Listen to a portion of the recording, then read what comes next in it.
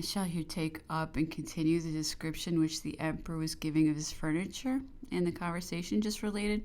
At one end of the room to the right was a small camp bed of iron, quite plain, with 4 silver eagles and silk curtains. 2 small windows, both without any ornament, gave light to the apartment. Between them stood a scrutoire, upon which was a large dressing case, and before it was an armchair in which Napoleon sat when he was studiously engaged, and when he came out of the bath. A second chair was placed to the left of it, and on the right was the sword which the emperor wore at Austerlitz. The door leading into the bathroom was concealed by an old screen, next to which was an equally old sofa covered with calico. Upon that sofa it was that Napoleon usually reclined and sought shelter from dampness and gnats. His legs thrust into a sack of flannel on a shabby table by the side of him, on which were his books or his breakfast. The second room was quite as good as the first. Like it, it was built of mud. Its size was 7 feet in height, 15 in length, and 12 in breadth. It had 1 window and opened into the garden and into the dining room. Its furniture consisted of a camp bed, several guns, 2 Chinese screens, a chest of drawers, 2 small tables, on one of which were books and the other bottles, a chair, and a magnificent washstand brought from the Élysée. Such was a miserable habitation in which the emperor was pent up, a noble specimen of British magnificence and sumptuousness. 27th. The emperor has had a restless night. He had been reading for several hours and was still reading when I saw him at 10 o'clock in the morning. He complained of vague pains in the abdomen. I advised His Majesty to cease reading and to take a bath and a little exercise. The dampness of the 2 rooms was excessive. It attacked and destroyed everything. The paltry nankeen, which served as tapestry, was hanging in rags against the walls. We took it down and endeavored to place before the emperor's eyes something more pleasing by putting up in its stead some muslin we had purchased, and which we adorned with some fine birds of Egypt, of which we had a collection painted on paper. We grouped our paintings and placed in the midst of them an eagle, which was to protect and guide them. Napoleon smiled on seeing that symbol of victory. "Dear eagle," said he, "it would still soar on high if those whom it covered with its wings had not arrested its flight." When I returned into my apartment, I found an invitation from the governor. He had heard of the anatomical plates I had brought with me and wished to see them. I showed them to him.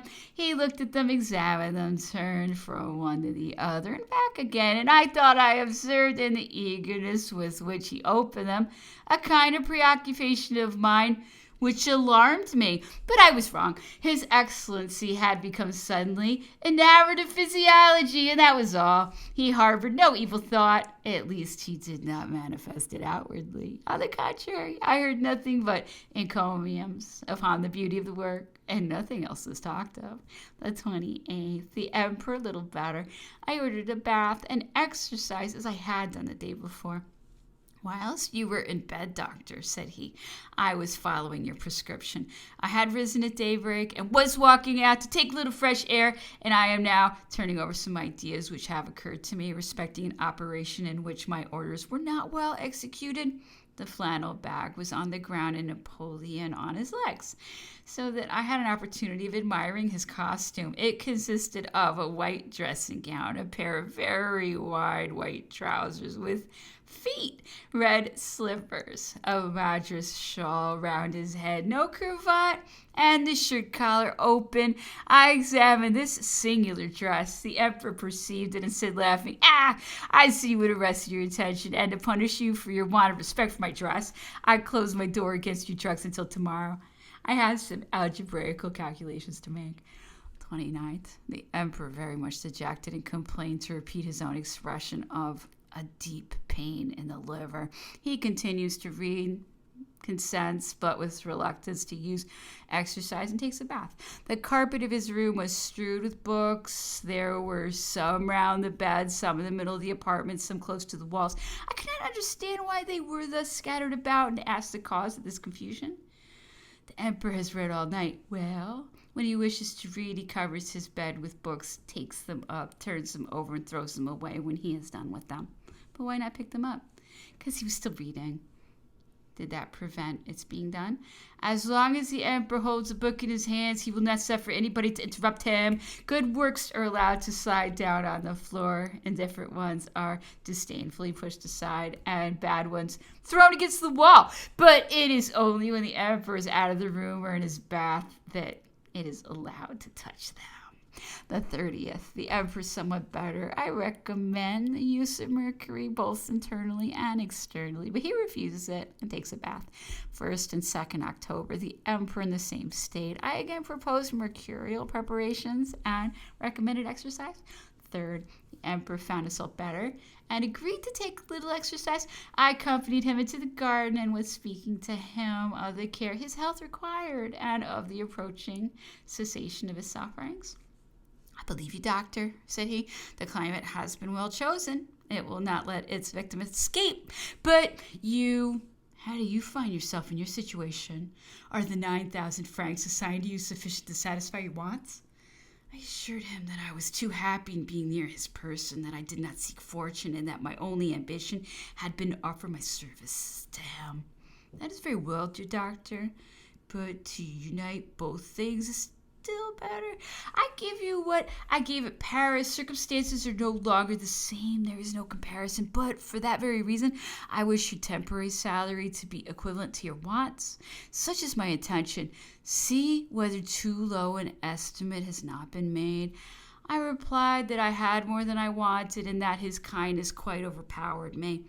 How long do you intend to remain here? As long as my services are agreeable to your majesty. Do you know that my surgeon is also the surgeon of the persons forming my establishment? That being alone, he must be at the same time surgeon, physician, and apothecary. I know it, sire. I am devoted to you forever. Dispose of me as you may think fit. Well, I will not detain you more than 5 years in this rock, and after that time I will settle upon you a pension of 8,000 or 9,000 francs per annum. You will then return to Europe, having enough to lead an independent life. You will be able to resume your anatomical labors, and will in time be ranked among the first physiologists of the age. You are entitled to my gratitude, esteem, and affection for the sacrifices you have made for me, and you will justify those sentiments by taking care of me. The emperor continued to converse a long time upon the same subject, and in a few days after, General Monsalon, by his order, repeated to me what he had said. 4th, the emperor's health in the same state. I advised warm, sulphurous baths, and after his usual bath, he walked in the garden. I followed him. He was gloomy and low-spirited, having seated himself under a tuft of trees which commanded an extensive view. Ah, doctor, said he, where is the fine climate of Corsica? He paused a few minutes and then continued. Fate has not permitted me to see once more those sights endeared to me by all the recollections of my infant days. I intended to reserve to myself the sovereignty of that island, and I could have done so, but an intrigue, a moment of ill humor, altered my choice, and I preferred Elba.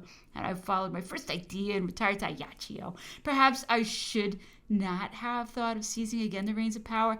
I should not have been vulnerable on every point. The promises made would not have been broken, and I should not be here.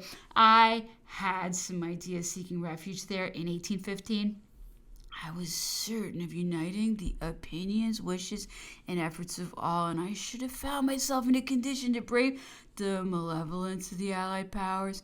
You know the inhabitants of our mountains. You know their energy, their perseverance, their courage, and with what a noble and undaunted mind they face the enemy. Islands, besides, have their peculiar means of defense, winds, distance, and the difficulties of landing weaken the chances in favor of an aggression against them, and they avoid 3/4 of the evils with which continents are afflicted. The whole population would have received me with open arms. It would have become my family, and all its hearts would have been at my disposal. Do you think that a coalition of 30, 40, or even 50,000 men would have been capable of subduing us, and that they would have dared to attempt it? What sovereign would have engaged in a conflict in the issue of which there was everything to lose and nothing to gain? For I repeat it, the people were devoted to me. From my earliest days, I have had a name and influence in Corsica. Its steep mountains, its deep valleys, its torrents, precipices offered no dangers to me. I have visited them all from one extremity of the island to the other, and never has a single accident or the slightest insult taught me that my confidence was misplaced, even at Boccognano, where sentiments of hatred and vengeance are transmitted down to the 7th generation, where in fixing the marriage portion of a young girl the number of her cousins is taken into account. I was greeted and welcomed, and every sacrifice would have been made for me. It was not, therefore, the sentiments of the population that gave me the least uneasiness, for I knew that every arm was devoted to me, but it would have been said that I got out of the way, that I sought the port whilst I was perishing, and I would not seek for a refuge amidst the wreck of so many brave men. I resolved, therefore, to retire to America, and bent my steps towards England, but I was far from foreseeing on what horrible terms she grants her hospitality. I was also deterred by another consideration. Once in Corsica, I did not fear the issue of the struggle, but I should have been in the center of the Mediterranean. The eyes of France and Italy would have been turned towards me, and the effervescence would not have subsided. In order to ensure their own tranquility, the sovereigns would have been obliged to attack me, and the island would have been torn by war, and I could not bear the idea of being reproached as the cause of its misfortune. Besides, I had abdicated in favor of my son, and such an act could not be illusory. I wished to render it more certain and more advantageous for the nation, and feared to paralyze its efforts. Doctor, what recollections Corsica has left me! I still enjoy in imagination its sights and its mountains. Methinks I still tread its soil, and know it even by the odor it exhales. I intended to ameliorate its condition, to render it happy, in a word, to do everything in its favor, and the rest of France would not have disapproved my predilection. But our disasters came, and I could not carry into effect the plans I had formed. Though mountainous, Corsica is deficient in water and has no large rivers. That was an obstacle to contend with, but the excellence of the soil and local dispositions would have made amends for this defect. The salt pits near Ajaccio are favorable for a growth of coffee and sugar canes. This has been proved by experiments, and I propose to turn this circumstance to account. I intended to encourage industry, commerce, agriculture, sciences, and arts, to give faculties to the inhabitants, to invite families of foreigners into the island, to increase its population, in a word, to put it in a condition to suffice to itself and render itself independent of the continental markets. I had adopted a plan of fortifications upon which I had long meditated, and which would have been inexpugnable.